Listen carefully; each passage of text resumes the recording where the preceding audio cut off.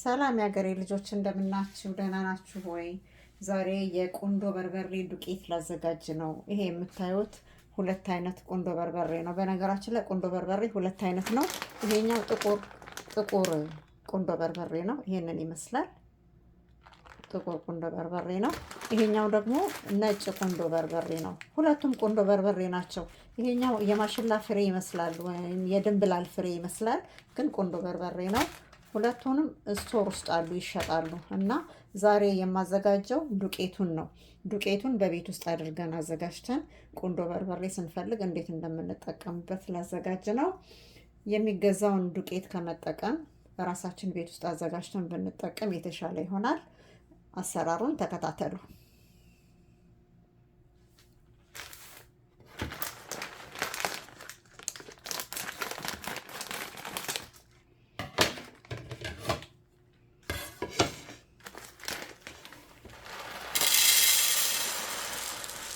ይሄኛው ጥቁር ቁንዶ በርበሬ ነው። እንደምታዩት ጠቆር ይላል።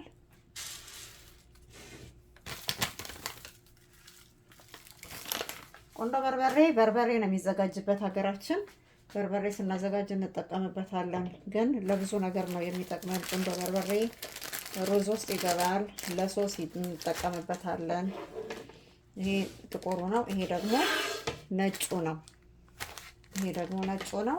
ነጩ የሚያስፈልገን እርድ ስናዘጋጅ፣ የሚጠጣ እርድ ስናዘጋጅ እንጠቀምበታለን። አልጫ ወጥ ውስጥ ይጨመራል ነጩ። ይሄ አልጫውን ስለሚያጠቁረው ይሄ ነጩ ይጨመራል። ለሰላጣ ሶስ ይጨመራል። ፍሬው አንድ አይነት ነው፣ ከለሩ ብቻ ነው የሚለየው። ሁለቱም እነዚህ ናቸው። ይሄም ቁንዶ በርበሬ ነው፣ ይሄም ቁንዶ በርበሬ ነው። የከለር ልዩነት ብቻ ነው ያላቸው። ይሄን ይመስላል። ጠጋ አድርጌ ላሳያችሁ። ሁለቱም ስቶሮች ውስጥ ይሸጣሉ። ይሄኛው ፍሬው ይሄንን ይመስላል። ይሄኛው ደግሞ ቁንዶ በርበሬ ፍሬው ይሄንን ይመስላል። አሁን እንዴት እንደማዘጋጀው ላሳያችሁ። 1 ካፕ ይበቃኛል። 1 ካፕ ነው እንትን ብለው። በመጀመሪያ አመስ እናደርገዋለን። ሞቅ ነው የምናደርገው ለመፈጨት እንዲመቸን እንጂ እንደሌላው ቅመም አይታመስም፣ በጣም አይገባውም። ስንፈጨው እንዲመቸን ማለት ነው።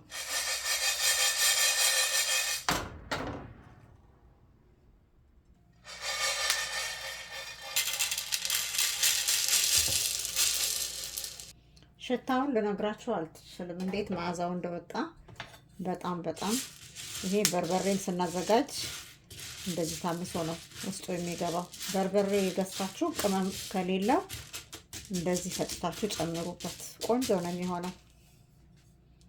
ይሄንንም እናመሰዋለን። 1 ካፕ ነው ያዘጋጀሁት፣ 1 ኩባያ። ሞቅ ነው የምናደርገው፣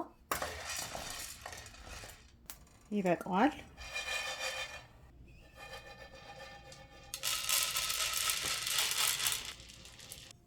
ይሄን ይመስላል ሲታመስ ነጩ። ይሄ ነጩ ቁንዶ በርበሬ ነው። ያኛው ደግሞ ጥቁሩ ነው። አሁን ቀዝቀዝ እስከሚል ድረስ ይቆያል። ከቀዘቀዘ በኋላ ይፈጫል። አሁን ስለቀዘቀዘ ፈጨዋለሁኝ። እኔ በቡና መፍጫ ነው የምፈጨው። በመጀመሪያ ነጩን ነው የምፈጨው፣ ምክንያቱም ጥቁሩ ቁንዶ በርበሬ ይሄንን ነጩን ከለሩን እንዳያበላሽብኝ ይሄንኛውን ነው የምፈጨው። በቡና መፍጫ ነው የምፈጨው።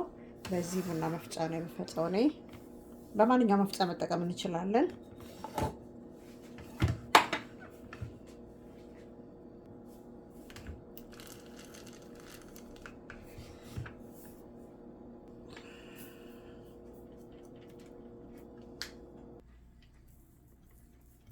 ይሄው ነጩ ቁንዶ በርበሬ ይሄንን ይመስላል። ፈጭቼ ጨርሻለሁኝ። መልኩ ሁሉ ሲያምር በጣም ቆንጆ ነው የሆነው። ብራውን ነገር ነው የሆነው። መንፋት እንችላለን። እኔ ግን ቁንዶ በርበሬ አልነፋም። ከነ ሽፋኑ እንደዚህ ሽርክት ሆኖ ነው ሶሱን ስሰራ የሚያምረውና እንደ ፍላጎታችን መንፋትም እንችላለን። መልኩ ይሄንን ይመስላል። አሁን ደግሞ ጥቁሩን እፈጫለሁኝ። ይህንን ስለጨረስኩኝ ጥቁሩን ቁንዶ በርበሬ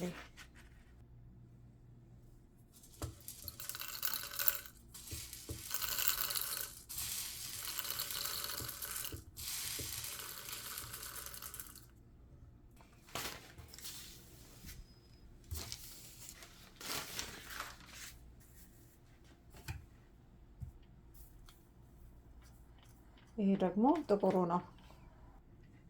ደግሜ ነው የፈጨሁት እንደገና። በጣም ሽርክት ስላለ ቶሎ ነው ያወጣሁት። አሁን ደህና ነው።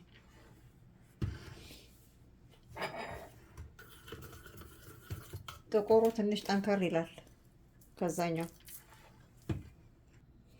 ይሄኛውን ነጩን ቁንዶ በርበሬ ለአልጫ ወጥ እንጠቀማለን። ለእርድ ደግሞ የሚጠጣ እርድ ሲጠጣ ትንሽ ቁንዶ በርበሬ ተደርጎ ነው የሚጠጣው፣ እንጠቀምበታለን። ሶስ ደግሞ ስናዘጋጅ የሰላጣ ሶስ አሰራር ሰርቻለሁኝ። የሰላጣ ሶስ ስንሰራ ይሄንን እንጠቀማለን። ሰላጣው ላይ ጥቁር እንዳይሆን ለማድረግ ማለት ነው። ነጫጭ ነገሮች ስንጠቀም ሩዝ ስንሰራ ይሄኛውን ቁንዶ በርበሬ ብንጠቀም ለከለሩ ማለት ነው እንጂ ጣዕማቸው አንድ ነው። ይሄኛው ቁንዶ በርበሬ ለብዙ ነገር ነው የሚገባው፣ ለብዙ ነገር ይጨመራል። መከለሻ ቅመም ስናዘጋጅ በጣም ብዙ ነው የሚጨመረው። እኔ ሰላጣ ላይ እጨምረዋለሁኝ። የተለያየ ደግሞ ድሬሲንግ ስንሰራ እንጨምራለን። ሌላም ደግሞ በቃ የምናዘጋጃቸው ነገሮች ከሶስ ውጪ የምንሰራቸውን ነገሮች ስጋ ሁሉ ስንሰራ እንነሰንስና እንጨምራለን። የማይጨመርበት ነገር የለም። እዚህ ሀገር እንደውም ሻይ ውስጥ ሁሉ ቡና ውስጥ ሁሉ ጨምረው ነው የሚጠጡትና የስጋ ነገሮችን እንደዚህ ማርኔትስ ምናምን ስናደርግ እንጠቀምበታለን። ቁንዶ በርበሬ የማይገባበት ነገር የለም። ሽታው ብታዩት በጣም ደስ ይላል። በጣም ነው ደስ የሚለው።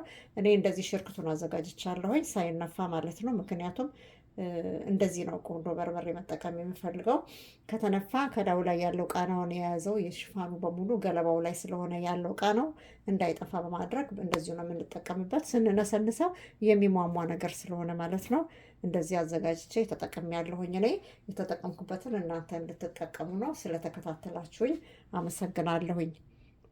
እና ቁንዶ በርበሬ ዱቄቱን እንደዚህ አዘጋጅታችሁ አስቀምጡ። ለረጅም ጊዜ ሳይነፍስበት ትኩስ ነው። አሁን ይሄ ሽታ ሁሉ ልነግራችሁ አልችልም። አንዳንድ ጊዜ ከስቶር የምገዛቸው የተፈጩ ነገሮች የነፈሰባቸው ስለሆነ ስለማያሰማ እንደዚህ ነው የማዘጋጀው እኔ። እናንተ ሞክሩት። ስለተከታተላችሁኝ አመሰግናለሁ። ላይክ አድርጉ፣ ሰብስክራይብ አድርጉ፣ ሼር አድርጉ። በሚቀጥለው ቪዲዮ እስከምንገናኝ ድረስ ደህና ሁኑ።